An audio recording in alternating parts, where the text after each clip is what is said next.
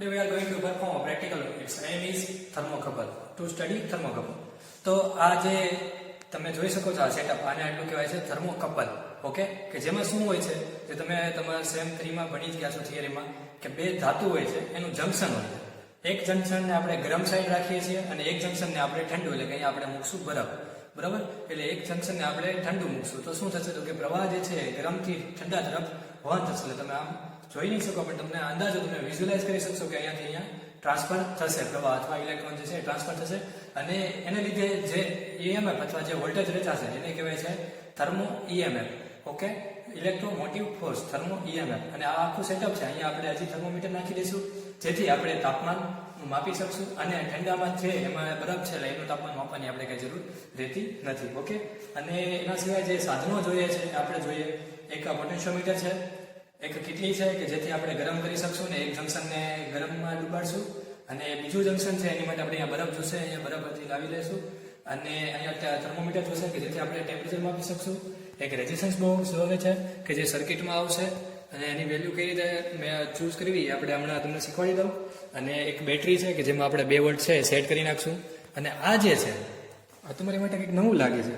હા, તો આ છે સ્પોટ ગેલોનોમીટર. ઓકે, તો જેમાં તમે જોશો જે આપણે બેલાસ્ટિક ગેલોનોમીટર જોઈ ગયા, જેનો અભ્યાસ કરી ગયા, આમ તો હવે થિયરીના પેપર પતી ગયા હોય અથવા તમને થિયરીના પેપરમાં જે ભણ્યા હોય એ બધું યાદ હશે તો અંદાજો આવશે કે આ જે છે સ્પોટ બેલાસ્ટિક ગેલોનોમીટર જેવો જ સ્પોટ છે કે જેમાં તમારે જેમ બેલાસ્ટિકમાં જે 0 સેટ કરતા હતા આમાં પણ તમારે શું કરવું પડશે તો કે એને તમારે બેલાસ્ટિકને 0 એ સેટ કરવું પડશે. ઓકે,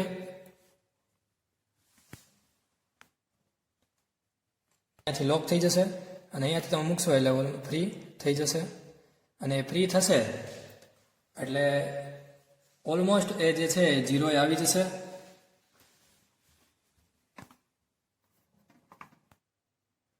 ઓકે, તો તમે જોઈ શકો છો કે અહીંયા એ 0 એ સેટ છે અને જો 0 એ ન હોય તમારે આમ તો 0 એ સેટ જ આપશું પણ ન હોય તો અહીંયાથી તમે આ એક છે લોકિંગ, એટલે કે અહીંયાથી લોક થઈ જશે.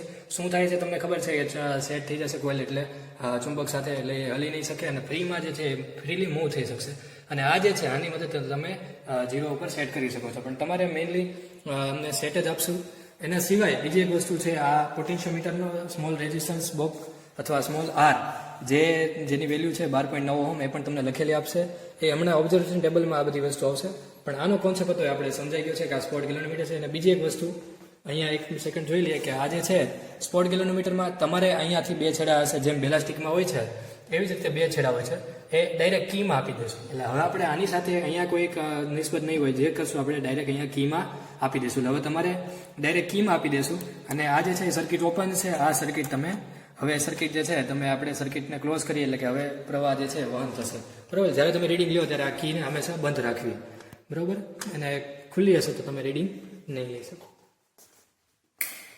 તો હવે જોઈએ આપણે એની ગણતરી અને પહેલા સર્કિટ ડાયાગ્રામ જોઈ લઈએ. તો સર્કિટ ડાયાગ્રામમાં શું છે તો આમાં જે છે બેટરીનો પોઝિટિવ છે એ આવશે પોઈન્ટ એમાં, એ હમણાં જોઈ લઈએ પોઈન્ટ એ શું છે. અને બેટરીનો નેગેટિવ છે એ રેઝિસ્ટન્સ બોક્સમાં આવે છે અને રેઝિસ્ટન્સ બોક્સનો છે એ બીમાં જશે. તો આપણે એટલું જોઈ લઈએ.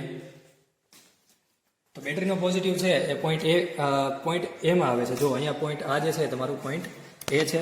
ખાસ તમારે આ 2 વસ્તુ જોવાની છે, આ તમારી માટે નવી હશે. તો એ બી પોઈન્ટ અહીંયા છે અને બી જે છે રેઝિસ્ટન્સ બોક્સમાં જતો હતો તો આ જેથી તમે જોઈ શકો છો કે રેઝિસ્ટન્સ બોક્સમાં જાય છે. બરાબર છે, તો આ જે છે એ રેઝિસ્ટન્સ બોક્સમાં કનેક્ટ થઈ ગયો અને ત્યાંથી અહીંયા બેટરીમાં આવશે. આ તમને અંદાજો આવી છે. હવે તમને બીજી નવી વસ્તુ તમારી માટે છે એ આ બંને આના જે છે જંક્શનના પોઈન્ટ્સ છે તો એ જોઈ લઈએ કે અમે કઈ રીતે જોડવાના. તો હવે તમે જોઈ શકશો એનો પોઈન્ટ છે એ કોલ્ડમાં આવશે. એટલે તમે જે એ પોઈન્ટ હશે ત્યાં તમારે 2 છેડા થશે અહીંયા અને એ કોલ્ડમાં આવશે અને આ તો ઇન્ટરનલી કનેક્ટેડ જ છે આટલું. હવે ડાયરેક્ટ તમારે અહીંયા જોડવાનો થશે હોટનો. બરાબર, અહીંયા આ બર્નર જોડેલું નથી એટલે તમારે આ હોટ છે એટલે હોટનો છેડો છે એ કીમાં જશે બેલાસ્ટિક વાળી. તો અહીંયા જોઈ લઈએ આ હોટ વાળો છેડો છે એ કીમાં જાય છે તો અહીંયા આ કીમાં કનેક્ટેડ છે. ઓકે, અને આ જે છે કોલ્ડ વાળો છેડો બેટરીના પોઝિટિવમાં. બસ તો આ આટલી સર્કિટ, બાકીનું તો ઇઝી છે, તમે જોડી શકશો. હવે અહીંયા આપણે રેઝિસ્ટન્સ બોક્સ તો મૂક્યું, એની વેલ્યુ શું છે એ આપણને ખ્યાલ નથી. એ જોઈએ હમણાં કઈ રીતે લેવું. તો એ જે ગણતરી છે એની માટે એક સૂત્ર છે અને એ સૂત્રમાં જે ફોર્મ્યુલાસમાં જે વસ્તુ આવશે એ આ હશે. પહેલું તો કે બેટરીના કેટલા વોલ્ટેજ છે, એટલે કે એનું વીજચાલક બળ 2 વોલ્ટ છે, એ આપણે પહેલાં જોઈ લીધું. એના પછી છે ઇમેક્સ 100 ડિગ્રી સેલ્સિયસ, એટલે કે જ્યારે ગરમ જે જંકશન છે એને આપણે રાખશું, ગરમ કરશું 100 ડિગ્રી સેલ્સિયસ, બરાબર. અને એ તાપમાને કોપર કોન્સ્ટન્ટ જંકશન પાસે જેટલું EMF છે આ 4 મિલીવોલ્ટ આ તમને લખેલું આપશે. અને આ જે છે ઓલરેડી લીધેલું છે, જ્યારે પ્રેક્ટિકલ થઈ ગયા હશે એ જ અહીંયા છે, એટલે તમારે આમાં કંઈ કરવાનું નથી, બરાબર. કોલ્ડ જંકશન છે આમાંય તમારે કંઈ કરવાનું નથી, કારણ કે તમને ખ્યાલ જ છે બરફ છે એનું 0 ડિગ્રી સેલ્સિયસ હોવાનું છે. આ જે છે પોટેન્શિયોમીટર વાયરનો અવરોધ, એટલે અહીંયા તમને 4 વાયર દેખાશે. તો વાયરનો અવરોધ આપણે અહીંયાથી જોઈ લઈએ તો એમાં જો અહીંયા તો આ 4 વાયર હશે, આમાં 4 વાયર. તો એ 4 વાયરનો કોન્સેપ્ટ શું છે તમને એ પણ સમજાવી દઉં કે તમે જ્યારે અહીંથી શરૂઆત કરશો તો આ કોન્સેપ્ટ છે એવું છે. આ જે છે અત્યારે કેટલું છે તમને ખ્યાલ છે, આખી 100 સેમીની સ્કેલ હશે, તો આ તમારું 1 છે, બરોબર. હવે એવી રીતે તમે અહીંયાથી આખી આ સ્કેલ પૂરી કરો એટલે તમારે જે જગ્યાએ રીડિંગ આવે એ તમારે લેન્થ તમારે લખવાની થશે એટલા સેમી. હવે અહીંયા તમારી 100 સેમી પૂરા થઈ ગયા. ઇન કેસ જો તમારે વધારે જરૂર પડે તો તમારે અહીંયાથી જે છે આ બીજી છે, આ જે છે 100 સેમીની બીજી હશે, એટલે આ 200, 300 અને 400, એટલે એવી રીતે તમારે 4 વાયર છે, બરોબર. એટલે આવી રીતે 4 વાયર છે ને આ 4 વાયરનું રેઝિસ્ટન્સ છે એ 12.9 ઓહમ છે. ઓકે, તો અને અહીંયા પણ લખેલી છે. હવે આ પણ વસ્તુ તમને સમજાઈ ગઈ છે કે આપેલા તારનું કુલ લંબાઈ શું છે, L 400 સેમી કઈ રીતે એ તમને ખબર પડી ગઈ કે કારણ કે એમાં 4 વાયર છે 1 મીટરના, એટલે કે 4 મીટર અને 400 સેમી.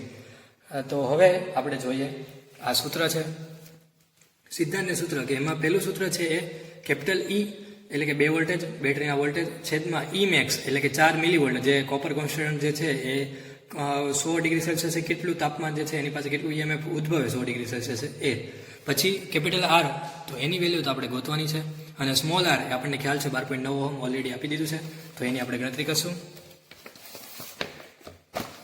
તો અહીંયા જે છે એની ગણતરી કઈ આ રીતે થશે, બધાની વેલ્યુ મૂકી દીધી છે. E ની 2 વોલ્ટ, આની 4 મિલીવોલ્ટ એટલે કે 4 અને મિલીવોલ્ટને વોલ્ટમાં કન્વર્ટ કરી નાખ્યા છે, અને R જે છે સ્મોલ r છે 12.9 ઓહમ છે, અને કેપિટલ R. તો હવે શું કરશું આપણે, તો કે આપણે જ્યારે કેપિટલ R ને ગોતવું છે તો આને શું કરશું, સબ્જેક્ટ ઓફ ફોર્મ્યુલા અથવા સૂત્રનો કરતા બનાવશું.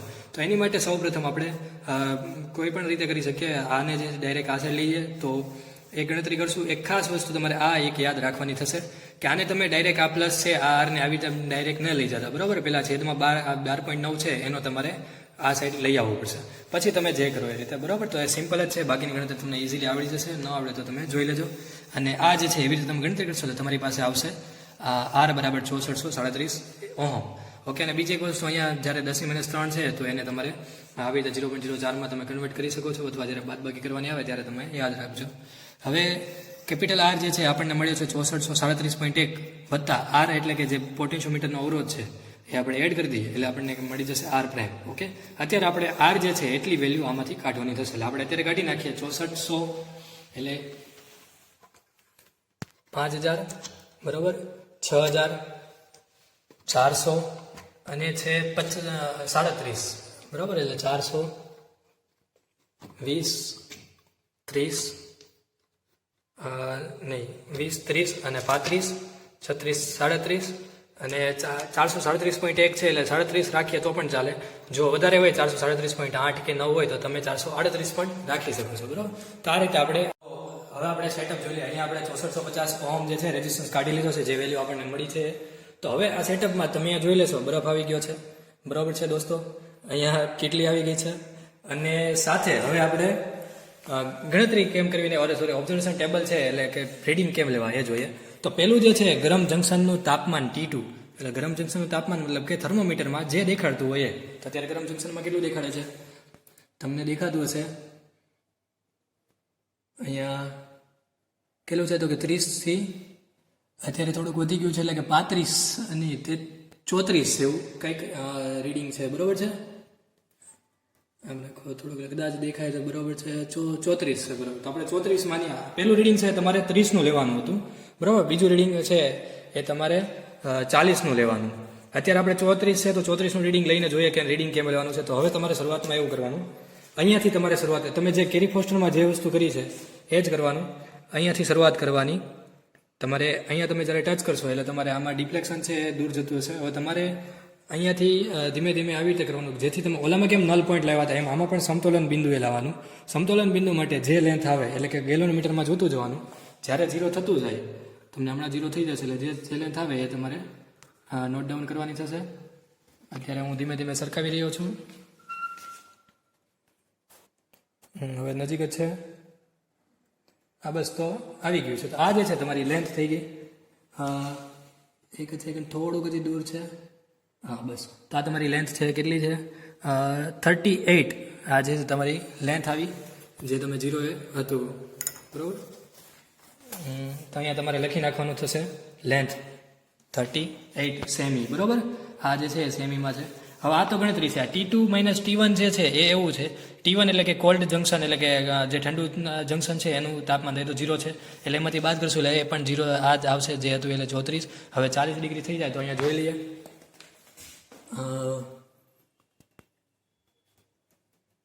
40 ડિગ્રી ઓલમોસ્ટ થવા આવ્યું છે, થોડુંક જ બાકી છે, બરાબર. તો હવે જેવું 40 થશે એટલે આપણે શું કરવાનું, તો કે અહીંયાથી પોટેન્શિયોમીટરમાંથી શરૂઆત કરવાની, રીડિંગ લેવાની, બરાબર. હવે જો થઈ ગયું છે તો હવે આપણે શરૂઆત કરીએ. અહીંયા હું ચોકી હું અહીંયા ફેરવું જ છું, બરાબર. તમે સામે ગેલોનોમીટરમાં જ્યારે 0 આવે એ તમારે પોઈન્ટ નોટ કરવાનો છે. સામે ગેલોનોમીટરમાં જતું જવાનું છે, પહેલાં સ્પોટ ગેલોનોમીટરમાં.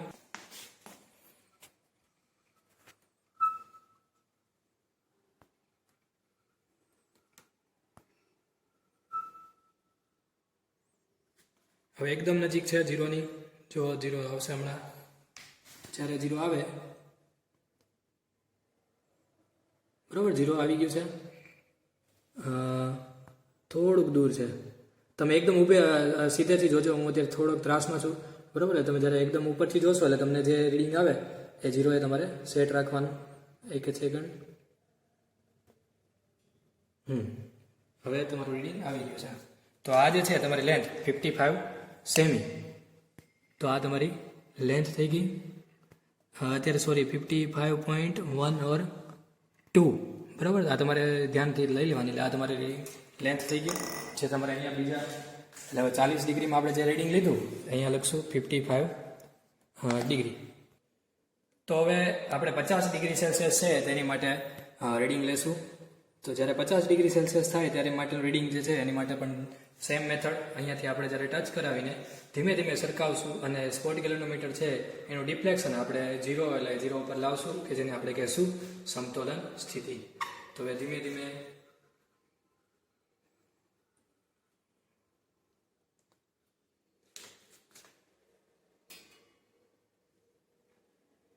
તો જ્યારે તમને લાગે કે આ 0 ઉપર એક્ઝેક્ટ, આમ તો એક્ઝેક્ટ 0 ઉપર છે, બરાબર છે. તો આ તમારું રીડિંગ.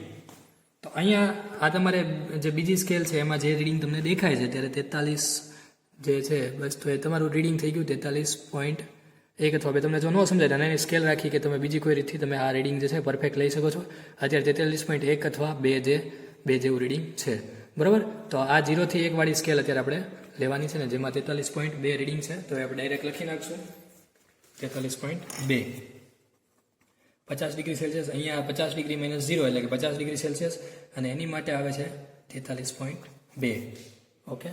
તો હવે એની ગણતરી છે એ છે.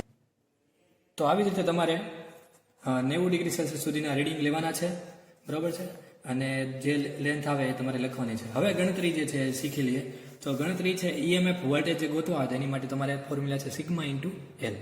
પણ સિગ્મા શું છે તમને ખ્યાલ નથી. એલ તમારી પાસે અહીંયા છે 38, તો એનો ગુણાકાર ડાયરેક્ટ સિગ્મા સાથે કરશો એટલે તમને મળી જશે. પણ સિગ્મા શું છે એ તમને અહીંયાથી મળશે. Sigma is equal to I into R upon L. પણ હવે અહીંયા પાછું એ જ પ્રોબ્લેમ, I નથી ખબર. તો I એટલે શું, તો કે E અપોન R પ્રાઇમ.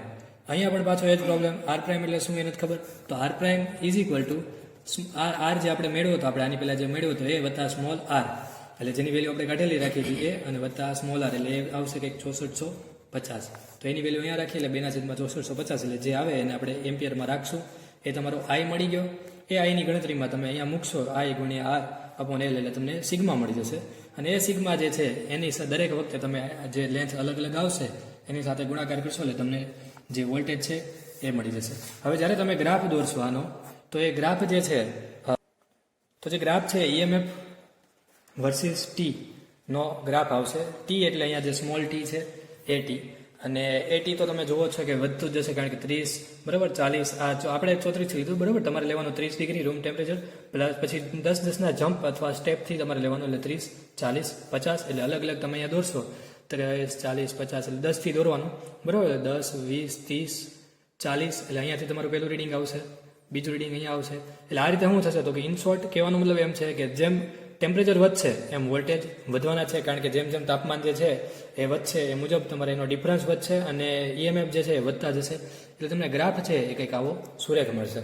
અને એ સાબિત કરે છે કે જેમ તાપમાન વધશે એમ તમારે ઈએમએફ અથવા થર્મોકપલ વોલ્ટેજ જે છે એ વધે છે. Okay, thank you. તો તમે રિઝલ્ટ જોઈ શકો છો. રિઝલ્ટમાં આપણે બીજી કોઈ વેલ્યુ લખવાની નથી, આમાં ખાલી આપણે જે આલેખ ઉપરથી તાર્યું, જે આપણે નક્કી કર્યું કે શું થાય છે એ જ લખવાનું છે કે તો આલેખ પરથી તારવી શકાય છે કે જેમ ઉષ્ણ તાપમાન વધે છે, એટલે કે જેમ ટેમ્પરેચર વધે છે તેમ વિચાલક બળ વધે છે. જે આપણે ગ્રાફમાં જોઈ લીધું એ સુરેખ આવે છે. ધેટ મીન્સ કે એક વધે છે એમ બીજું પણ વધે છે. ઓકે.